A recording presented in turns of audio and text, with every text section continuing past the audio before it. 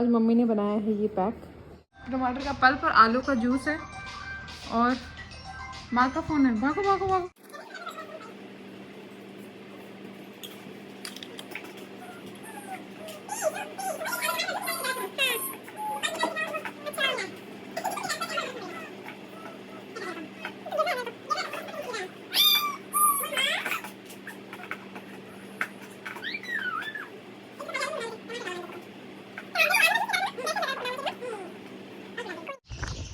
तो हमने बनाया है ये, मम्मी ने बनाया है, मैंने तो सिर्फ लगाया है। तो हमने पैक लगाया और थोड़ी देर बाद आप हमारे चेहरा देखेंगे तो देखते, फिर उसके बाद आप रेसिपी पूछेंगे तो हम आपको बताएंगे। वो तो पहले ही बता दी।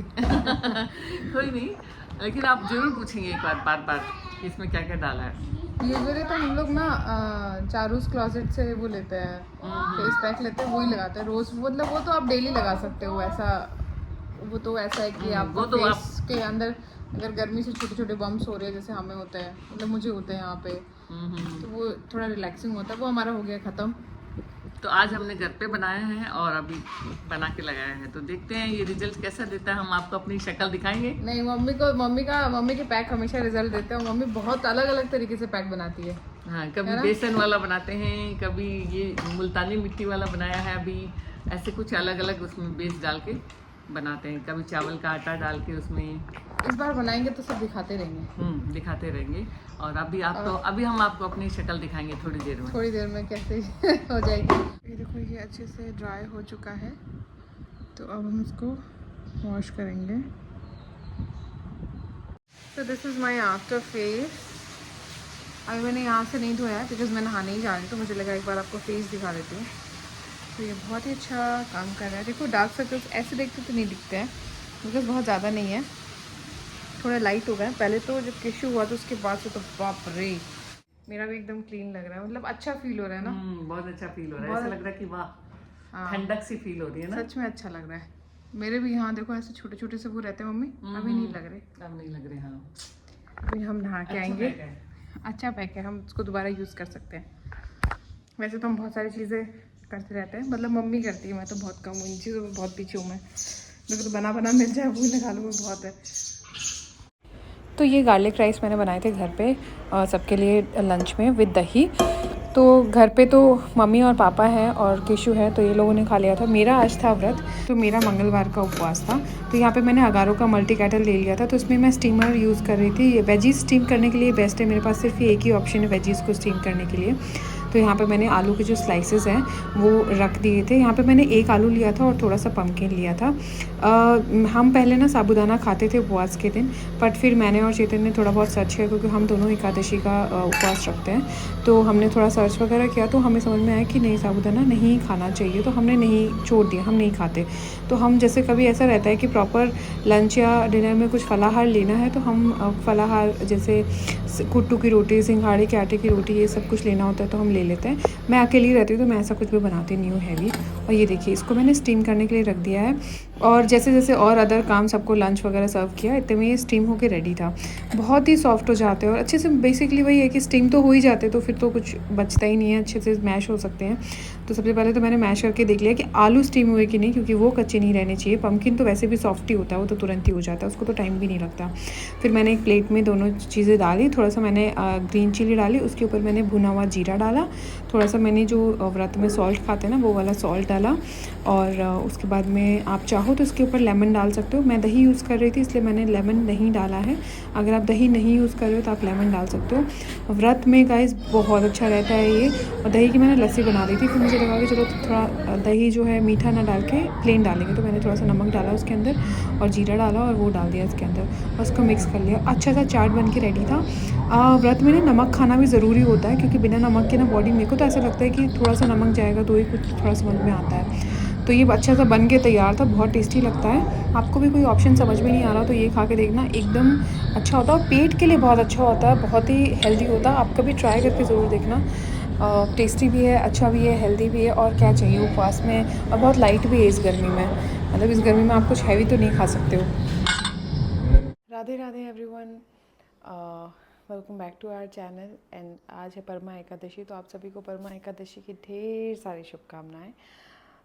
बहुत श्रेष्ठ माना जाता है इस एकादशी को। एंड परमा एकादशी जो है वो अधिक मास की अंतिम एकादशी है। खैर आज मैंने भी उपवास किया है, बहुत सारे लोगों ने रखा है, तो उसके लिए आप लोगों को शुभकामनाएं। और आज की जो स्टोरी है वो मैं आपको सुनाने जा रही हूँ। ये है स्टोरी, ये देखिए, अब मैं आपको ये पढ़ के सुना देती हूँ, ठीक है, क्योंकि इन्होंने जो लिखा है, हालांकि मैंने पढ़ा है एक बार, लेकिन फिर भी मैं आप लोगों को पढ़ के सुना देती हूँ। I have a 3-year-old child, I have a child 3-year-old। जब से मेरा बेटा हुआ मेरी सासू माँ ने कभी भी एक दिन मेरी हेल्प नहीं करी है, ना कभी आई। मतलब मेरे हस्बैंड की जॉब बाहर है, तो मैंने काफ़ी बुलाया पर वो कभी नहीं आई। अब मेरा मन भर गया है, मेरा बात करने का मेरे ससुराल जाने का मन नहीं करता, क्योंकि मेरे मुश्किल टाइम में मेरे साथ कोई नहीं था। मेरे साथ मेरी मम्मी ने दिया था, जब मेरा बच्चा बीमार हुआ या फिर बीमार हुई मेरे हस्बैंड ने, या मैं बीमार हुई तो मेरे हस्बैंड ने दिया। मैं सोच के बहुत परेशान रहती हूँ अब मुझे क्या करना चाहिए। एंड अकेले पालने के बाद भी कुछ ना कुछ टॉन्ट मारती हैं, हंसते हंसते मेरे बच्चे में कमी निकाल देती हैं। पतला है, ये है, वो है। एक तो कभी हेल्प नहीं की, ऊपर से हमेशा कुछ ना कुछ इनडायरेक्ट बोलती हैं। जब मैं हस्बैंड को बोलती हूँ तो उनको ये है, बड़े हैं, कोई बात नहीं, बेशक वो अच्छा है पर वो सुन नहीं सकता अपने पेरेंट्स के बारे में कुछ भी। इन सब में मेरा दम घुटने लग रहा है अब। मेरा बच्चा अकेले बोर हो जाता है, मैं कितना ही एंटरटेन करूँ उसे। कभी कभी दूसरे का सोचती हूँ तो पुराना सब याद आ जाता है और फिर डिप्रेसिंग फील हो रहा है। ओके, तो ये उनकी प्रॉब्लम है जो कि मैंने आप लोगों को पढ़ के सुनाई। आप लोगों ने होपफुली समझी होगी पूरी। अब देखो, पहली बात तो ये कि मैं कोई बहुत बड़ी ज्ञानी नहीं हूँ, तो मैं कोई बहुत देखो, दूसरे को ज्ञान देना तो हमारे उतनी श्रेष्ठता चाहिए, आप उस लेवल तक पहुँचे हो, वो श्रेष्ठता आप में चाहिए, उसके बाद में आप दूसरों को ज्ञान दे सकते हैं, पहली बात। दूसरी बात, सजेशन आप दे सकते हो। किसी को अपना ज्ञान थोपने और सजेशन देने में बहुत डिफरेंस है। हाँ, आप सजेशन दे सकते हो, आप कह सकते हो ये मुझे सही लगता है या मुझे गलत लगता है, ठीक है। दूसरा, जो आपका कहने का तरीका होना चाहिए, आप मेरे कमेंट्स में आके, जैसे पुराने वाले ब्लॉग में भी कमेंट्स में आके लोगों ने बताया है, तो जो आपका तरीका है वो बहुत अच्छा होना चाहिए। देखिए, आप किसी को भी कुछ भी बोलते हैं तो आपका तरीका मैटर करता है। आप अपने आप को बहुत ज्ञानवान समझ के बहुत सारी चीज़ें अपनी ऐसे बोल देते हो कि ये तो ये है, तो वो है, वैसा करके, वो गलत है। और कुछ लोग हैं ऐसे, और आपको नहीं आना, आपको नहीं बोलना, आप मत बोलिए, पर गंदा मत बोलिए, ठीक है। ये हो गया। अब दूसरी बात मैं ये कहना चाहूँगी कि देखो, मैं कोई बहुत ज्ञानी नहीं हूँ, बट हाँ, मैं अगर इस प्लेटफॉर्म को चूज़ कर रही हूँ कुछ आपको सजेस्ट करने के लिए, मेरे पास है ये ऑप्शन, तो मैं बिल्कुल करूँगी, मुझे कोई प्रॉब्लम नहीं है। मैं सबसे अच्छी बात है कि बहुत सारे लोग आपकी हेल्प कर सकते हैं इस प्लेटफॉर्म पे आके। तो अगर आप मेरा व्लॉग आज देख रहे हो तो आप कमेंट्स भी पढ़ना, देखना, बहुत सारे लोगों ने आपकी हेल्प करी होगी, of course, I am very sure. और आप लोग प्लीज़ करिएगा, ठीक है। बहुत सारे लोग हैं जो इतना उन्होंने लाइफ में देखा है, उन्हें एक्सपीरियंस है। तो हम शुरू करते हैं, ठीक है। मुझे ये लगता है पर्सनली कि देखिए, सबसे पहली बात तो ये कि अगर वो आपके बुरे टाइम में, बुरा टाइम तो नहीं होता, सॉरी, सबसे अच्छा टाइम होता है लाइफ का, बट वो डिफ़िकल्ट होता है, थोड़ा सा टफ टाइम होता है। तो अगर वो उस टाइम में आपके साथ में नहीं थे तो बुरा लगता है, ऑब्वियसली बुरा लगता है। बीइंग अ ह्यूमन बीइंग बुरा लगता है, आपको लगता है कि यार इस टाइम में तो उन्हें मेरे साथ होना चाहिए था, बट वो नहीं है। दूसरी बात ये कि माफ़ करना सीखो। मुझे ये लगता है, मैं पर्सनली, भगवान कसम में बता रही हूँ, मैं पर्सनली, मेरा ये मानना है, हर किसी को माफ़ करना सीखो।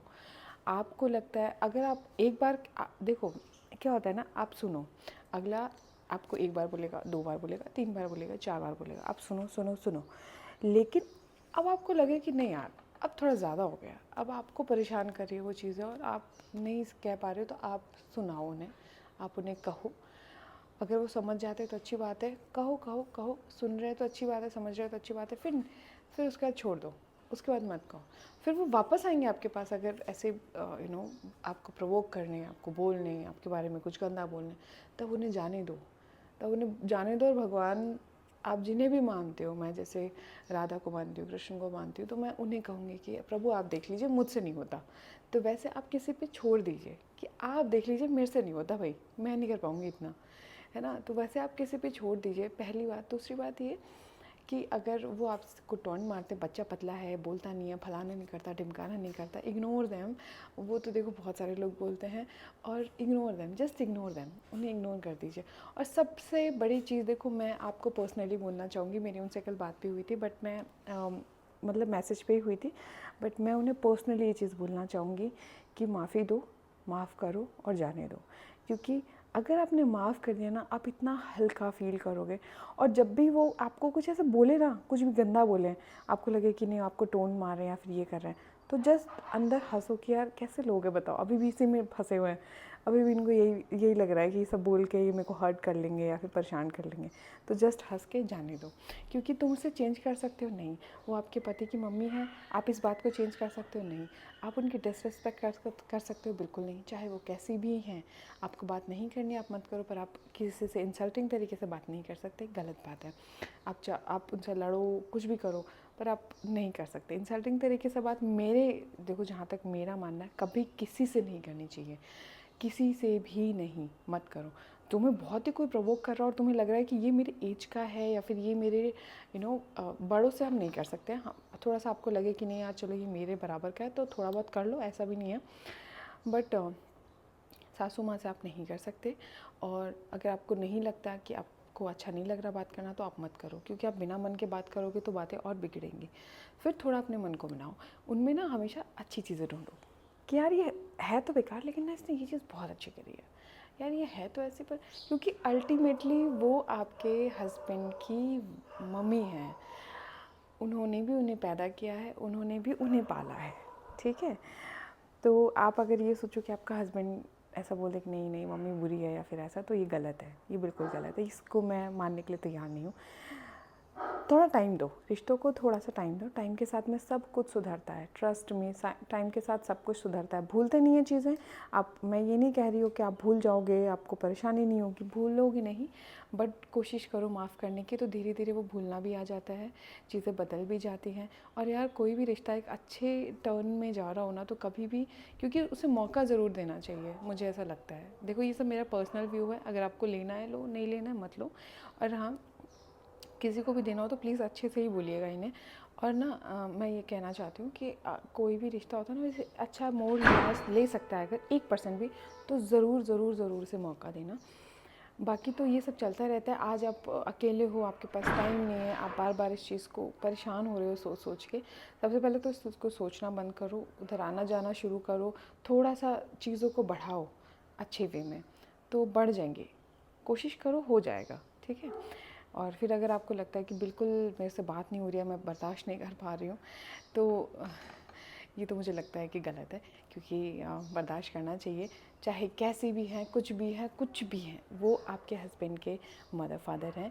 उन्होंने उन्हें पैदा किया है, बड़ा किया, उतना ही लाड प्यार किया। अपने बच्चे को प्यार करते टाइम सोचना कि उसकी माँ ने भी इसको उतना प्यार किया होगा, है ना। तो ये सोच के जाने देना। एंड मैं भी यही कहूँगी कि देखो बड़े हैं, जाने दो, माफ़ कर दो, कोई बात नहीं। तुम्हारे डिफ़िकल्ट टाइम में वो साथ में नहीं थे, हो सकता है उनके टाइम में भी कोई ना हो, और हो सकता है उनके टाइम में हो, और हो सकता है तुम्हारे कर्मा ऐसे हो यार। जो भी चीज़ हम फेस कर रहे हैं वो हमारे कर्म है। मैंने जो है पिछले टाइम में, पिछले जन्म में या इस जन्म में कुछ ऐसा किया होगा जिसका प्रारब्ध मुझे अब भोगना है, और वो बहुत डिफ़िकल्ट रहा होगा, पर अब हम भोग चुके हैं ना, तो अब हमें कोई प्रॉब्लम नहीं होगी। ये सोच के जाने दो कि थैंक गॉड एक कोई बहुत बड़ा प्रारब्ध हमारा टल गया है। बाय।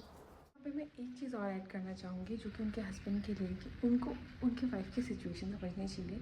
इस टाइम वो किस दौर से गुजर रहे हो वो समझना चाहिए, और इस टाइम पे उनको क्या चाहिए वो समझना चाहिए, और उनकी थोड़ी हेल्प करनी चाहिए, ठीक है। माना कि आप नहीं सुन सकते हो अपने पेरेंट्स के बारे में या फिर कुछ भी, बट वो भी आपकी वाइफ है, तो अगर वो आपसे कुछ कह रही है, उसे बुरा लग रहा है, तो वो आपसे ही कहेगी, उसे भी बुरा लग सकता है, वो भी ह्यूमन बीइंग है। तो ऐसा नहीं है कि वो बिल्कुल एकदम भगवान है और उन्हें बुरा नहीं लगेगा। अगर उन्हें बुरा लग रहा है, वो आपसे कह रहे हैं तो उन्हें बुरा लग रहा है। उस चीज़ को समझिए और आप उस चीज़ को उस तरीके से टैकल करिए और उन्हें समझाने की कोशिश कुछ समय बात करिए, शायद उन्हें ज़्यादा अच्छे से समझ में आएगा। बाकी तो सब खुद समझदार होते हैं, समझ जाएंगे। बट इस टाइम आपको अपने वाइफ की थोड़ी साथ देने की ज़रूरत है।